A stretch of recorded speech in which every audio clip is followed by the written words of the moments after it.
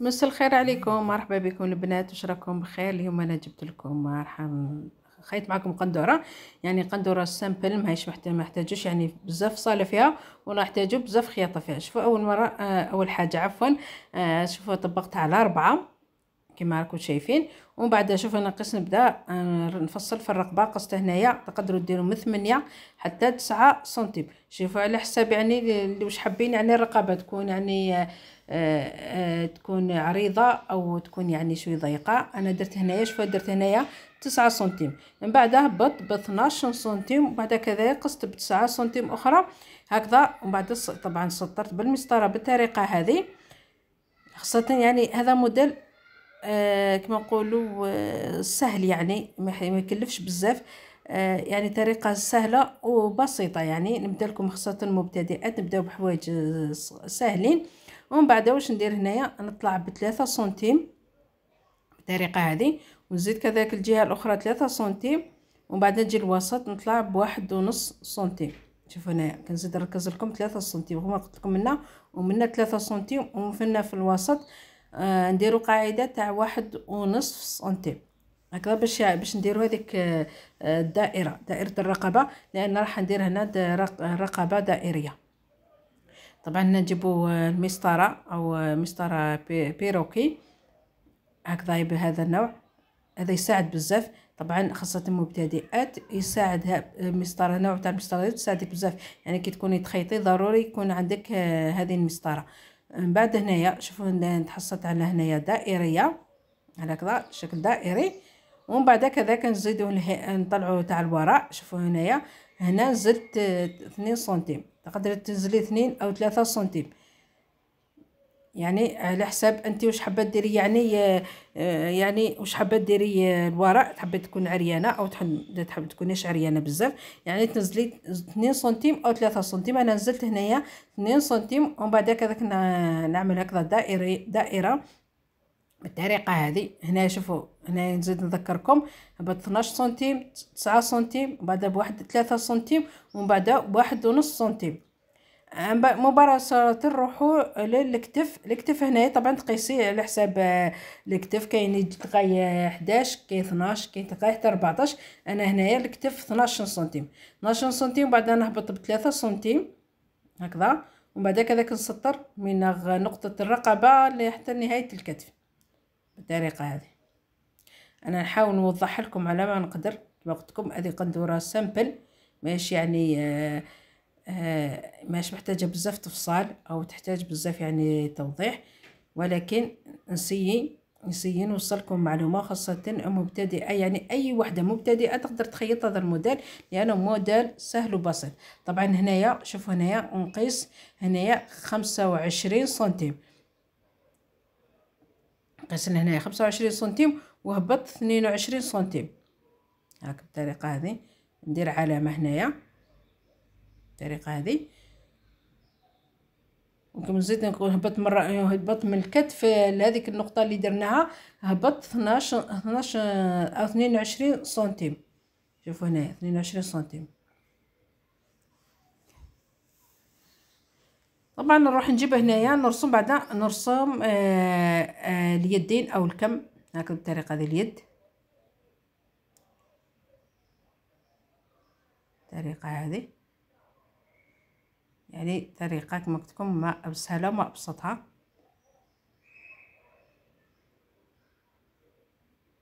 هكذا.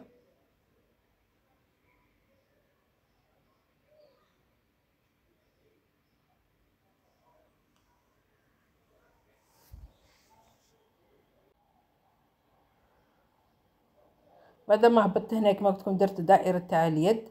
نروحوا هنا كما قلت لكم درت هنايا 25 سنتيم، ومن الكتف اليد لتحت او للابط نزلت 22 سنتيم. ومن بعد نروح هنايا دخلت هنا هبطنا كما تشوفوا 15 سنتيم، وندخل حوالي هكذا 2 سنتيم، 2 سنتيم او 3 سنتيم.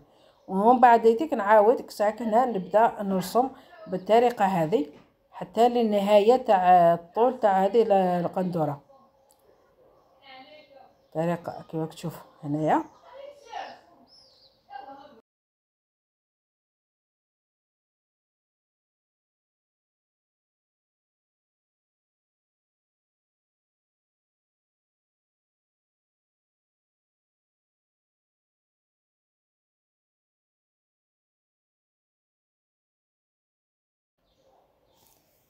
طبعا بعد ما خلصت اخذت كامل القياسات. دوك نحيو اولا نحيو الرقبه تاع الوراء، بعدا كذلك نقطعوا الكتاف كذلك الطريقه هذه.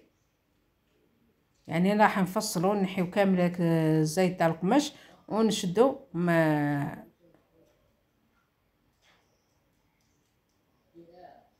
شوفوا انا علاش هنايا درت هي نورمالمون هي 11 سنتيم، انا درت زدت هذيك 1 سنتيم 12 سنتيم، زدت حق الخياطه 12 سنتيم. ما تنساوش ديما حق الخياطه.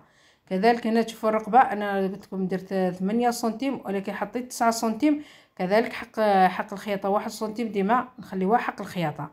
شوفوا هنايا كما تشوفوا هنا يعني كاين هنا القماش عريض، انا مباشره رسمته حتى النهايه بالطريقه هذه.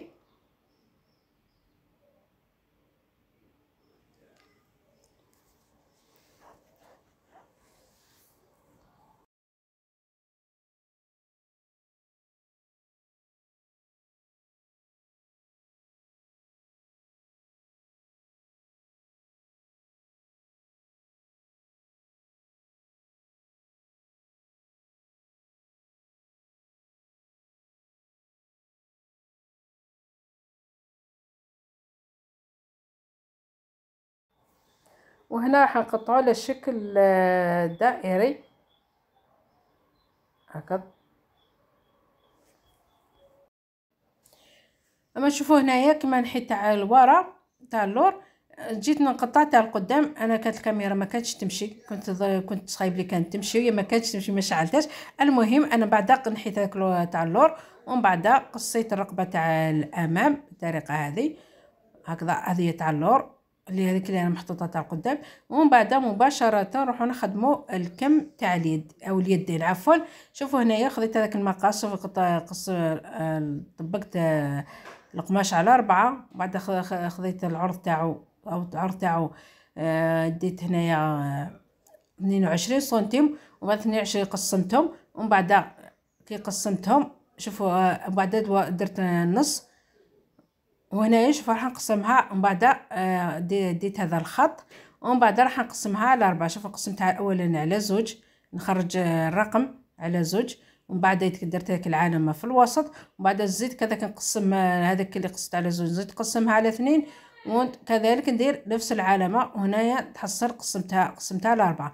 من بعد في الجهه يعني من الفوق نخرج بواحد سنتيم، ومن تحت نخرج كذلك ندخل بواحد سنتيم، ومن بعد نرصب بالطريقه هذه. طبعا راح نستعانوا بهذا المسطره تاع البيروكي لان راح تساعدنا بزاف.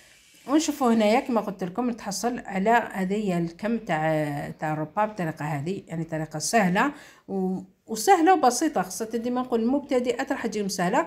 وكذلك هنايا العرض على حساب انت واش حابه ديري العرض.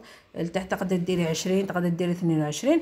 من بعد مباشره نروح نفصلها بالطريقه هذه هكذا. تحصلوا على اليدين كذاك الطول على حساب الرغبه. شفتوا انا الطول شحال درت هنايا درت 44 سنتيم، تقدري ديري حتى 60، تبقى ديري واش حبي اليدين. اللي حبيتيهم طوال بزاف او ديريهم النص او ما ديريلهاش اليدين، يعني يبقى اختياري. انا هنايا كما قلت لكم درت لها 44 سنتيم.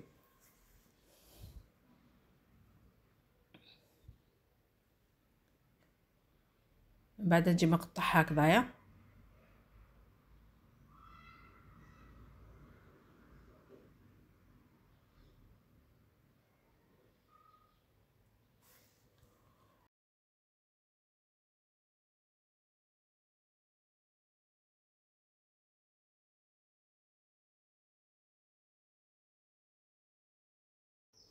طبعا هنايا من بعد ما كملنا الفصاله طبعا راح نخيطوا. راح هنايا اول حاجه نركب الكتاف مع بعضهم، هذه اول مرحله. من بعد ما نكملوا الكتاف راح نوري لكم ركبوا هذاك الشريط تاع الرقبه. اول حاجه نركبوا الكتاف ومن بعد نشوفوا باقي طريقه تاع الخياطه.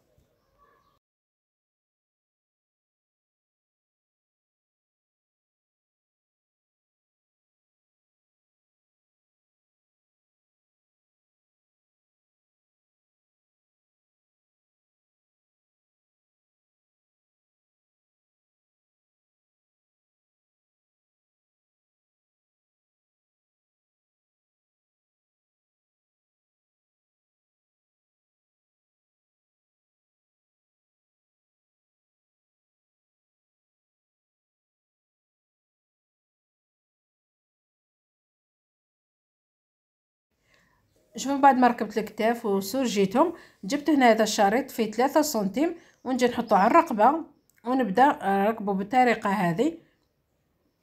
نخلي واحد 0.5 سنتيم ونبدا نركب الشريط.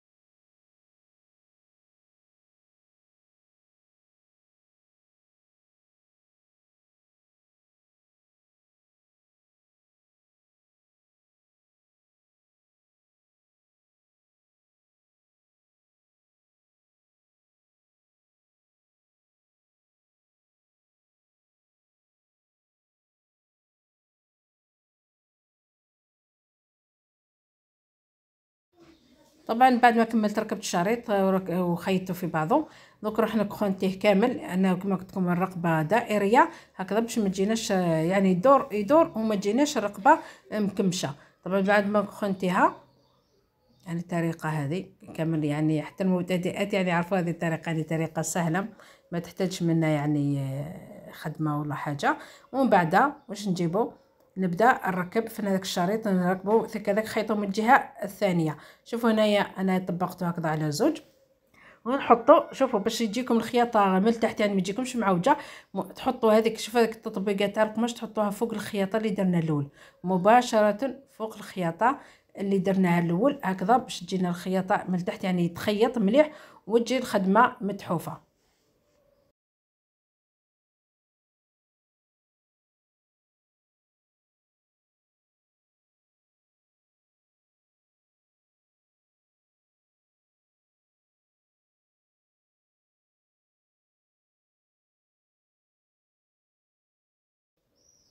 طبعا بعد ما كملت نروحو نجيبو دوكا نركبو اليدين.